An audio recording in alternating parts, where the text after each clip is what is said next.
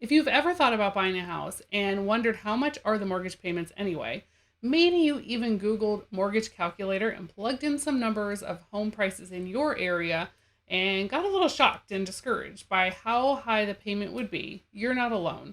And lots of people do this and they just stop and give up right there. Now don't give up. Keep watching because in this video, I'm going to share with you strategies to help you shave hundreds of dollars a month off your mortgage payment and get you closer to buying a home. So my first strategy is probably pretty obvious, and that is save more money for the down payment. The more money you put down on your home purchase, the less your mortgage payment is going to be. That one's pretty obvious. So if you haven't started saving at all, just start. Start with anything, any amount. Just give up the Starbucks, save $5 a week, or maybe a day, depends on how bad is your Starbucks habit. But just start somewhere. Even if you feel like it's impossible, I'll tell you that you'll never get there if you don't at least get started. And another thing is, if you don't start saving now for a down payment, when the opportunity presents itself, when the perfect house comes along, maybe it's just at the right price, or you get a job promotion and you're making more income so you can qualify for more money, but you never started saving, and then you're going to miss out on that opportunity when it does come. And you'll never know when it's going to come. So just start saving now and be prepared. And it's not going to hurt to have some extra money in the bank just sitting there in case you need it. If you have an emergency of any kind, at least you have the savings. So again, just start now. So let's talk credit score. If your credit score isn't good, then you may not qualify for a loan. Or if you do qualify, you'll end up paying a higher interest rate. Higher interest rate on your mortgage means that you'll end up with a higher payment on your mortgage. And it also means that you'll have less buying power. You won't be able to spend as much because your loan maximum will be lower. So another strategy to help you lower your monthly mortgage payment is to get your credit in check. Improve it in any way you can. For example, if you've made late payments in the past and that's impacting your credit score, don't make any more late payments in the future. Make sure they're always paid on time every single month. Set it up on an automatic payment schedule so you don't even have to think about it and you don't have to accidentally miss the day that it's due and really get extended again where your credit's just not improving. So that's the first thing. So basically pay all your bills on time. Next, you want to pay off your credit cards, as much of them as you can. If you're using a lot of credit on credit cards, start paying them off. And the easiest way to do that is to just stop using them. Stop using them and make those payments. Add a little extra above the minimum so they get paid down faster. Because banks will not just look at if you have a balance on your credit card, but if you do keep a balance, what is the balance? Is it 50% of your total credit limit? Is it 30% of your total credit limit? All those things impact your credit score. So the lower amount you carry on a credit card, the higher your credit score will be. Now, if you have a car loan, start trying to pay that off as well. So let's talk about your car payment next. If you have a $400 a month car payment, for example, that's $400 a month. That's already going towards your car.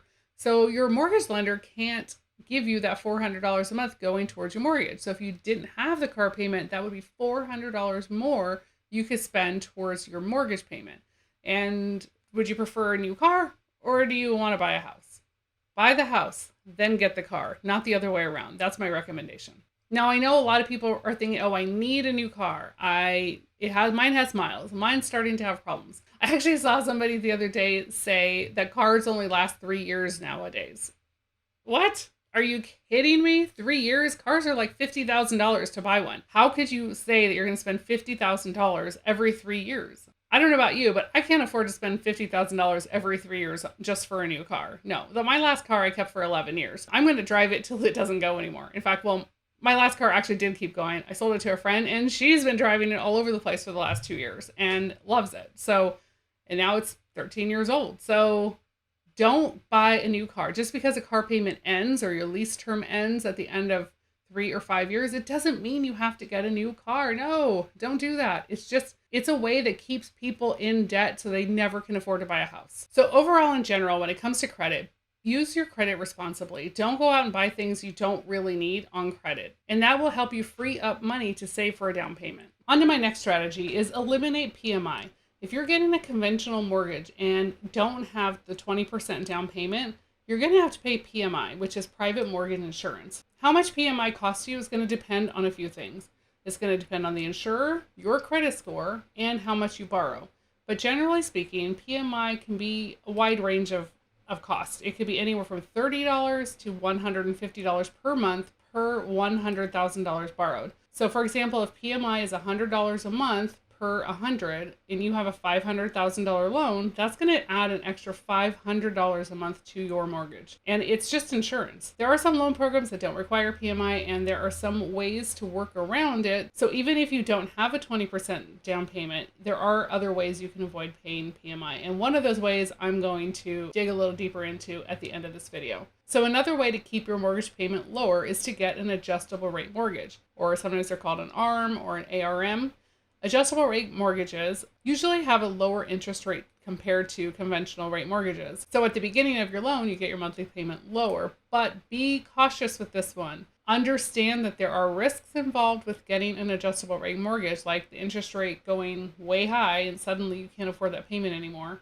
And a fixed rate mortgage would be a lot less risky and wouldn't have a lot of changes coming. Now, I actually know some friends, I have friends who in the past got adjustable rate mortgages and ended up losing their homes because their mortgages had balloon payments, so they kept their monthly payment down really low. But after a certain amount of time, I think it was 3 years or 5 years, they ended up with this balloon payment that they didn't have the money to pay. For whatever reason at that time that they needed to pay that balloon payment, they also didn't qualify for a refinance. So they were really in a bind, and the only way out was to sell their home. Another way to lower your payment is to pay points on the loan. So paying points or buying down the rate means that you're paying the lender an amount of money up front to give you a lower interest rate so that your payment ends up being lower. There's a lot of things to consider when choosing this option, so don't take it lightly and just look at the bottom line payment. You need to work with the lender and run the numbers. Does it make more sense to pay points on the loan to get the lower payment, or does it make more sense to use that money as part of your down payment and have a reduced principal? You also want to be careful paying points if there's a chance that you're going to not stay in your home for very long. If it's going to be less than 5 years, I probably wouldn't pay the points.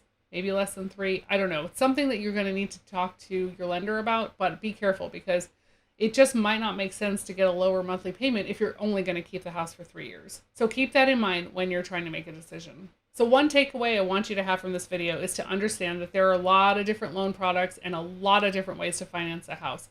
There's not just one size fits all. And one lender may not be the right lender for you if they can't help you sit down and work through all the options that you have. So I want you to find a lender who will work with you, who will run the numbers, who will show you the different scenarios, and so you can really understand all of your options.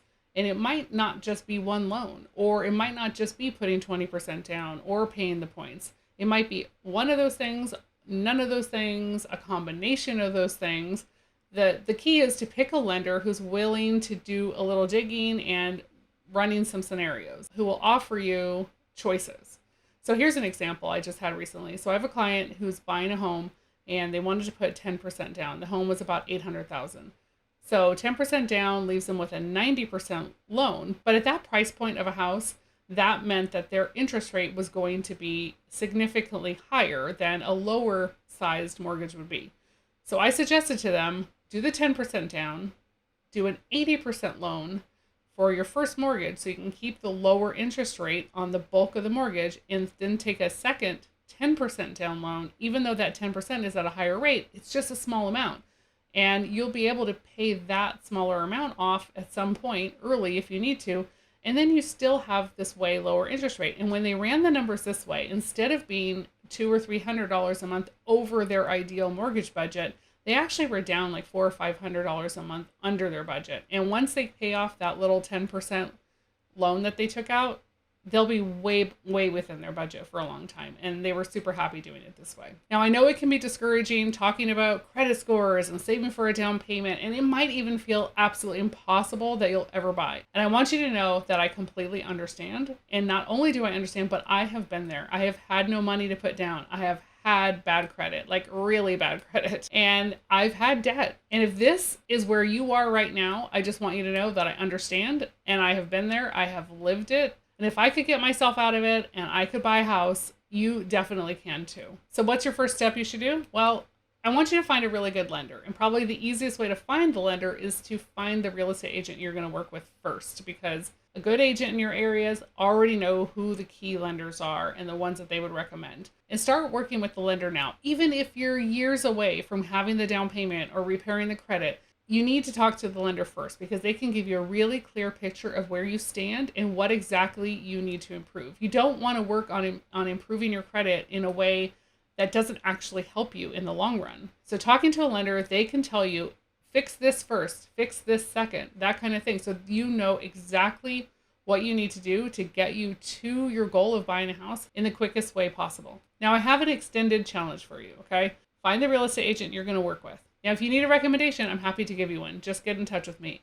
My information is in the description below. So find the real estate agent, talk to the lender that they recommend, then take the lender's advice and make a list of 3 goals that you need to do and achieve to be in a better position to buy a home. Write them down and post them somewhere where you will see your list every day. Read your list every morning. For example, maybe you need to save for a down payment, pay off your credit cards, and improve your credit score. Now, with this list you've made top of mind, before you decide to buy that thing that doesn't fit into your budget, I want you to ask yourself, does buying this get me any closer to my goal?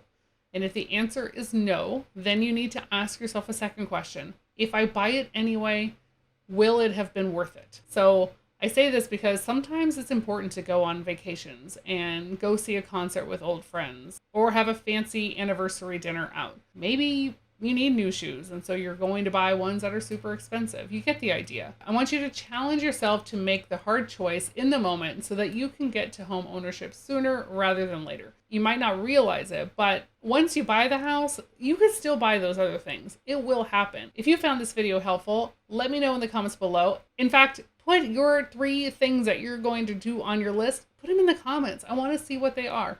And do me a favor. Hit subscribe and help me grow my channel. If you would like me to recommend a lender or a real estate agent in your area to help you get started buying a home, all my contact information is in the description below. And I'll see you in the next video.